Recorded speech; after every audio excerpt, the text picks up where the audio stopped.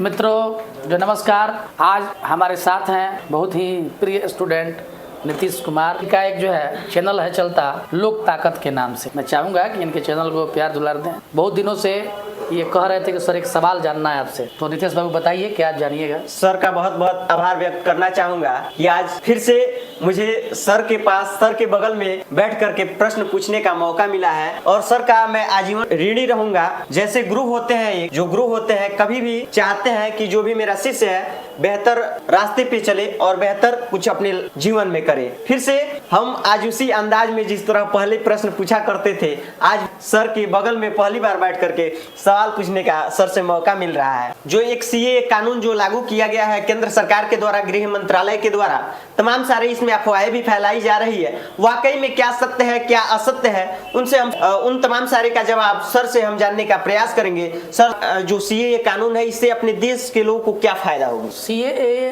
के बारे में बहुत सारी अफवाहें हैं जी लोगों के मन में जी, खास तौर पे वैसे लोग जी जो मुस्लिम समुदाय से आते हैं जी। कुछ राजनीतिक दलों के द्वारा भी उन लोगों को भड़काया जा रहा जी। है कि सीए ऐसे है वैसे है, सीए में ये दिक्कत है वो दिक्कत है। मैंने सोचा कि सीए पर थोड़ा सा स्पष्ट रूप किया जाए कि सीए हमको जो है नुकसान पहुंचाता है कि फायदा जो है पहुंचाता है। क्या है सीए? सबसे पहले मैं बता दूं कि सीए एक होता है सिटीजन अमेंडमेंट एक्ट। जी, सिटीजन अमेंडमेंट एक्ट यानी कि नागरिकता संशोधन विधेयक। सबसे पहले इस नागरिकता संशोधन का विचार नरेंद्र मोदी सरकार जब 2014 में बना था उस समय इसका प्रस्ताव लाया गया था।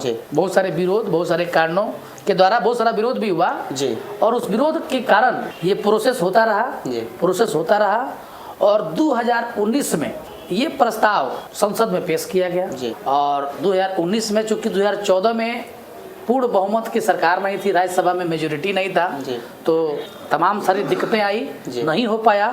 2019 में काफी विरोध भी लोग किए। विरोध के बावजूद लोकसभा और राज्यसभा से सीए को पारित करा लिया गया जी। फिर भी लागू नहीं हो सका जी। कुछ और भी विरोध होने लगा जी। और अंत में जाकर 2024 में ये सीएए लागू हो गया। सबसे जरूरी बात ये मैं बतलाता हूँ कि जो जन्मजात जो है हिंदू, मुस्लिम, सिख, ईसाई इंडिया में रहते हैं वैसे लोगों से सीएए का कोई मतलब नहीं है। जहाँ तक मेरा मानना है कि सीएए जो हम लोग बचपन से हमारे बाबा दादा परदादा यहाँ इंडिया में रहते हैं, चाहे वो कोई भी जाति धर्म से हो, हिंदू मुस्लिम सिख ईसाई सबको मैं बोल रहा हूँ, पारसी बौद्ध जितने सारे हों, उनका सीए से कोई लेना देना नहीं है। जब भारत आज़ाद हुआ उस समय आप जो है पाकिस्तान की जो है लड़ाई 1971 में लगी थी, उस समय बांग्लादेश भी बना था, भूटान भी बना था, नेपाल भी बना था, अफगानिस्तान भी है। तो इन देशों से समय समय पे उन देशों में दंगे जो है भड़कते हैं। वहाँ भी ऐसा नहीं है कि भारत में ही हिंदू हैं, पाकिस्तान में भी हिंदू हैं, अफगानिस्तान में भी हिंदू हैं, भूटान में भी जो है हिंदू हैं और हिंदू के साथ साथ सिख भी हैं। तो जितने गैर मुस्लिम लोग में मैं बता दूं कि हिंदू आएगा, सिख आएगा, बौद्ध आएगा, जैन आएगा, पारसी आएगा। इतने समुदाय के लोग जो हैं ईसाई आएंगे जो पाकिस्तान से, बांग्लादेश से, अफगानिस्तान से किसी कारणवश प्रताड़ित होने पर शरणार्थी के रूप में भारत भाग आए। 10 साल 15 साल 20 सालों से रह रहे हैं। सरकार के बहुत सारी योजनाओं का लाभ उनको नहीं मिल पाता था।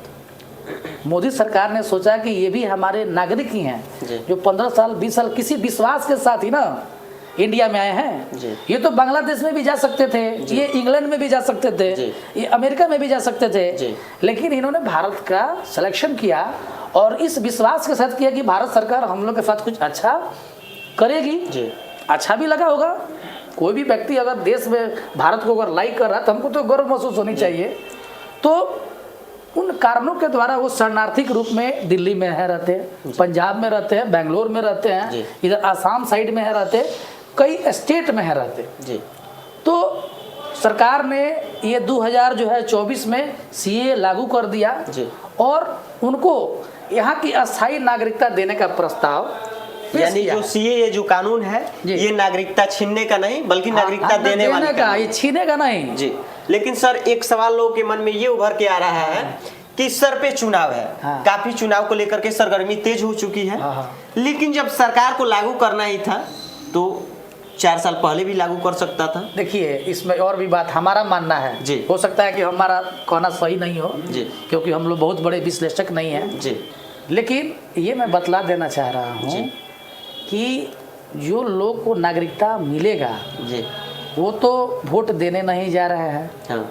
वोट तो वे लोग देंगे जो भारत के नागरिक अभी हैं, जी। जिनको नागरिकता मिलेगी अभी जी। उसके बारे में मुझे जानकारी नहीं है कि तुरंत उनको वोट देने का अधिकार मिल जाएगा। जी। अगर मिलता भी है जी। तो उनकी संख्या बहुत ज़्यादा नहीं होगी क्योंकि आपको बता दें कि 2024 तक 14 से लेकर 24 तक 2023 में केवल 1200 ऐसे लोग हैं जिनको जो है नागरिकता दिया जा चुका है। हाँ।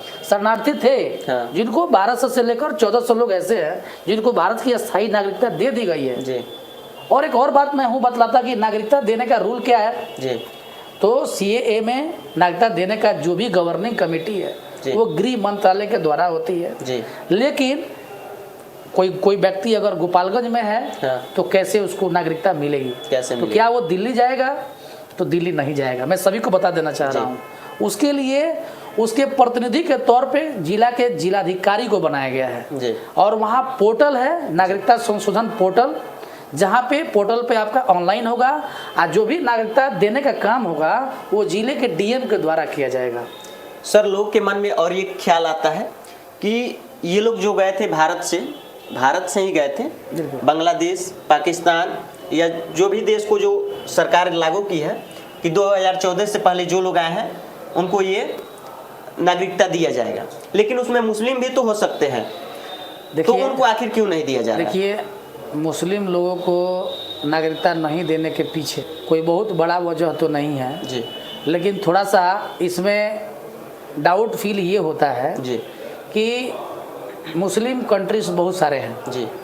बाकी गैर मुस्लिम समुदाय के जो भी लोग हैं उनको इसमें जो है नागरिकता दी गई है। यानी जो नागरिकता जो संशोधन जो बिल है जी ये इसी वजह से लागू किया गया है जी। और ये साफ तौर पे आपने बताया कि नागरिकता संशोधन जो बिल है ये किसी का अधिकार छीनने का नहीं है बल्कि देने का है। जी जी बिल्कुल। और एक बात सर ये है कि 2014 से पहले जो लोग आए हैं उन्हीं को दिया जाएगा। हाँ ये भी बात है। 2014 के बाद जो आए हैं उनको नहीं दिया जाएगा। 2014 के बाद आए हैं उनको भी आने वाले समयों में जो है नागरिकता देने का काम किया जाएगा। उसका भी एक टाइम होता है जी कि शरणार्थी कितने दिनों से भारत में रह रहा है। जी। एक क्राइटेरिया होता है उसका। जी। ऐसा नहीं है कि कोई कह दे कि 14 से पहले से हम रह रहे हैं ये हमको नागरिकता दे दीजिए, तो ऐसा नहीं है। लेकिन सर तमाम में इस पे विपक्षी पार्टियां विरोध कर रही है इस कानून को लेकर, उनको क्या कुछ कहिए? कि लोगों को इस सब बहकावे में नहीं आना चाहिए। जी। ये सब राजनीति से एकदम आप दूर जी।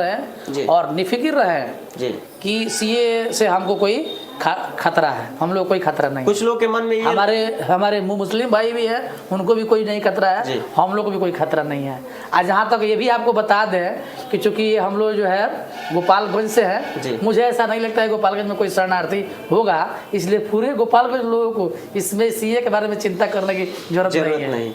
यानी साफ तौर पे सर का कहना यही है कि आप लोग घबराइए नहीं, डरिए नहीं, चाहे आप हिंदू हो, सिख हो, ईसाई हो, मुस्लिम हो, कोई भी हो, और खास करके मुस्लिम भाई को डरने की जरूरत नहीं है ना सर? बिल्कुल बिल्कुल बिल्कुल। तो बाकी आपका सर का ओपिनियन सुनकर कैसा लगा आप लोग कमेंट बॉक्स में जरूर बताइएगा। तब तक के लिए इस वीडियो में इतना ही, फिर मिलते हैं किसी अगले वीडियो के साथ। बहुत बहुत धन्यवाद।